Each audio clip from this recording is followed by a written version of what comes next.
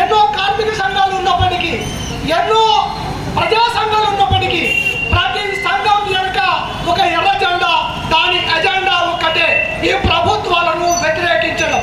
అయితే ఎన్నికలప్పుడు మాత్రం ప్రతి ఒక్కరూ తమకు నచ్చినటువంటి పార్టీలకు ఓటు వేసుకుంటారు. కానీ ఆపత్కాలంలో మాత్రం ఎర్ర జెండాను ఆశ్రయిస్తారు. గత వైభవాన్ని ఒకసారి చూస్తే ఈనాడు ఈ ఎర్ర జెండా యొక్క బలమేంటో మీకు స్పష్టంగా అర్థమవుతుంది. ఈ ఎర్ర జెండా నాయకులు ఎన్నోసార్లు హెచ్చరిస్తూ ఉన్నారు.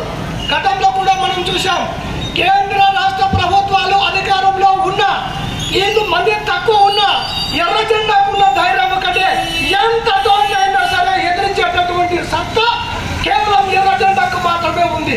ఎదిరించడంలో ఎలాంటి స్వార్థం, ఎలాంటి కమిషన్, ఎలాంటి ప్రయోజనం, ఎలాంటి ప్లాట్లు వీట్లు ఏమీ ఉండవు. కేవలం ప్రజల సంక్షేమం మాత్రమే ఎర్ర జెండా ఎజెండా. కనుక ఇప్పటికైనా ప్రజలారా గ్రహించండి, రాబోయేటటువంటి కాలంలో మన వ్యవస్థలు ఏమవుతున్నాయో ఉదాహరణగా 2 రంగాలు చూద్దాం. గతంలో మనం చూసాం బిఎస్ఎన్ఎల్, సెల్ ఫోన్ అంటేనే బిఎస్ఎన్ఎల్. మరి ఈనాడు బిఎస్ఎన్ఎల్ ఏమైంది? ప్రభుత్వ విద్యాసంఘ సంస్థ ఏమైంది? ఈ ప్రభుత్వ సంస్థలు ఎల్ఐసి ఏమైంది? రైల్వేలు ఏమవుతున్నాయి? అనేక రంగాల్లో చూడండి. ఈనాడు ప్రభుత్వంలో 30 సంవత్సరాలు ఉద్యోగం చేసి పదవి విరమణ చేస్తే కనీస పెన్షన్ కూడా లేదు.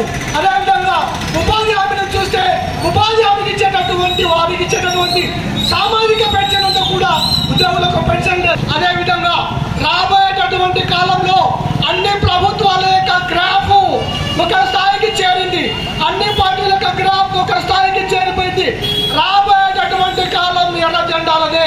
కనుక మిత్రులారా, ఎర్ర జెండాల యొక్క పనితీరును, ఎర్ర జెండాకు అండగా ఉండి ఈ ప్రజాస్వామ్యాన్ని, ప్రభుత్వాలను, బడుగు బలహీన వర్గాల హక్కులను కాపాడే బాధ్యత మనందరిపై ఉంది అని సవినయంగా తెలియజేసుకుంటూ